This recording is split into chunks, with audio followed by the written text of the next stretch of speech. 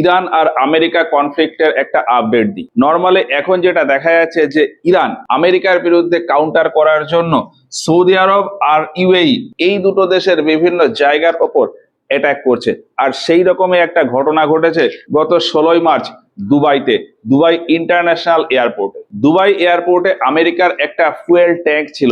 গত 16ই March Iran ড্রোনের মাধ্যমে ওই ফুয়েল ট্যাঙ্কের ওপর অ্যাটাক করে এবং সেটা ব্লাস্ট করে দেয়। এখানে খুব স্বাভাবিক একটা প্রশ্ন আসে যে ইরান আর আমেরিকার ভেতর ঝামেলা হচ্ছে, তাহলে ইরান কেন সৌদি আরব আর ইউএই অর্থাৎ ইউনাইটেড আরব এমিরেটস এর বিভিন্ন জায়গার ওপর অ্যাটাক করছে বা মিসাইল ফেলছে? তো এর পেছনে বিভিন্ন রকম কারণ রয়েছে, তার ভেতর আমি অল্প কয়েকটা একটু বোঝানোর চেষ্টা করি। দেখো, ক্ষমতার দিক থেকে আমেরিকা আর ইরান কিন্তু কখনোই তুলনা করা যায় না। আমেরিকা খুবই শক্তিশালী একটা দেশ, তার তুলনায় ইরান কিন্তু কিছুই না। কিন্তু এই ক্ষেত্রে ইরানের একটা অ্যাডভান্টেজ হলো ডিস্টেন্স।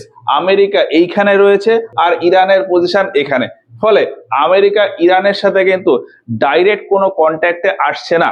আমেরিকা ইরানের ওপর যে সমস্ত মিলিটারি অ্যাটাক করছে সেটা নর্মালি এই আরব দেশগুলোতে আমেরিকার যে সমস্ত মিলিটারি বেস রয়েছে সেখান থেকে অ্যাটাক হচ্ছে। ফলে ইরান এই সমস্ত দেশে যে যে জায়গাতে আমেরিকার মিলিটারি বেস রয়েছে সেই সব জায়গার ওপর অ্যাটাক করছে, যেটা ইরানের পক্ষে তুলনামূলক অনেক ইজি। এখন ইরান এই সমস্ত জায়গায় মিলিটারি বেসগুলোর উপর অ্যাটাক করলে তার লাভ কোথায়? তার লাভ হলো এই সমস্ত দেশে ইউএস এর যে মিলিটারি বেস রয়েছে সেগুলোর উপর অ্যাটাক করলেও আলটিমেটলি আমেরিকার তো লস হবে, তার সাথে সাথে কিন্তু ওই সমস্ত জায়গাগুলো যেহেতু এই আরব দেশগুলোর ভেতরে রয়েছে, ফলে এই আরব দেশগুলোর ইনফ্রাস্ট্রাকচারের উপরেও প্রভাব পড়বে এবং তাদের ইকোনমিতেও প্রভাব পড়বে। আর ইরান চাইছে সেই ইকোনমিক ইনফ্রাস্ট্রাকচারের উপর প্রভাব ফেলতে, কারণ এই আরব দেশগুলোর ইনফ্রাস্ট্রাকচারের উপর যদি প্রভাব পড়ে সেক্ষেত্রে এই আরব দেশগুলো আমেরিকাকে বাধ্য করাতে পারবে যাতে এই যুদ্ধ থামিয়ে দেয় বা এই অ্যাটাকিং থামিয়ে দেয়। আর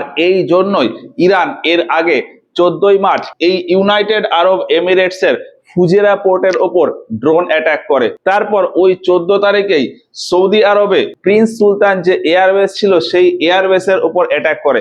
তারপর রিসেন্ট এই 16 তারিখ দুবাই ইন্টারন্যাশনাল এয়ারপোর্টের উপরেও একটা ছোটখাটো অ্যাটাক করে। বলা হচ্ছে যে আগামীতে ইরানের সামনে দুটো গুরুত্বপূর্ণ আরো টার্গেট রয়েছে। কি কি? একটা হলো এই ইউএই এর ভেতর আবুধাবি শহর, আর এই রাস্তাটা অর্থাৎ বাব আল মান্দেব এই প্রণালীটা এই আবুধাবি টার্গেটে রয়েছে, কারণ এই আবুধাবিতে আমেরিকার একটা খুব গুরুত্বপূর্ণ মিলিটারি বেস রয়েছে যার নাম হলো আল দাফরা এয়ারবেস। বলা হয় যে এই এয়ারবেস থেকেই ইরানের জন্য আমেরিকার সমস্ত স্ট্র্যাটেজি তৈরি হচ্ছে। তো এই পয়েন্টটা গেল।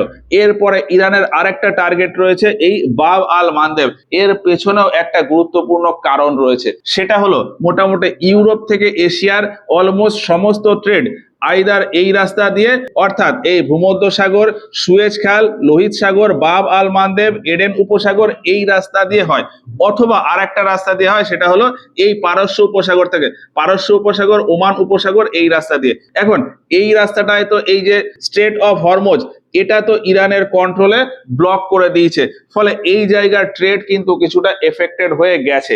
এখন ইরান যদি এই বাব আল মান্দেব প্রণালী এইখানে যদি ট্রেডটা ব্লক করে দিতে পারে সেক্ষেত্রে পুরো বিশ্বের ট্রেডিং বা ট্রান্সপোর্টে কিন্তু একটা বড়সড় ধাক্কা পড়বে। আর ইরান হয়তো সেটাই চাইছে, পুরো বিশ্বের অর্থনীতিতে যদি বড়সড় ধাক্কা পড়ে তাহলে পুরো বিশ্বের একটা চাপ আমেরিকার উপর পড়বে, ফলে আমেরিকা ইরান থেকে তার ঝামেলা তুলে নেবে, কনফ্লিক্ট শেষ করে দেবে। ইরান হয়তো এটাই চাইছে। তো যাই হোক, দেখা যাক যে এর পরে এই দেশগুলো কেমন কি স্টেপ নেয়। আর ভিডিওটা ভালো লাগলে একটা লাইক করো। এই ভিডিওগুলো সম্পর্কে তোমাদের মতামত কমেন্টে জানিও, আর এই বিষয়গুলো অন্যদেরকে জানানোর জন্য ভিডিওগুলো শেয়ার করতে পারো।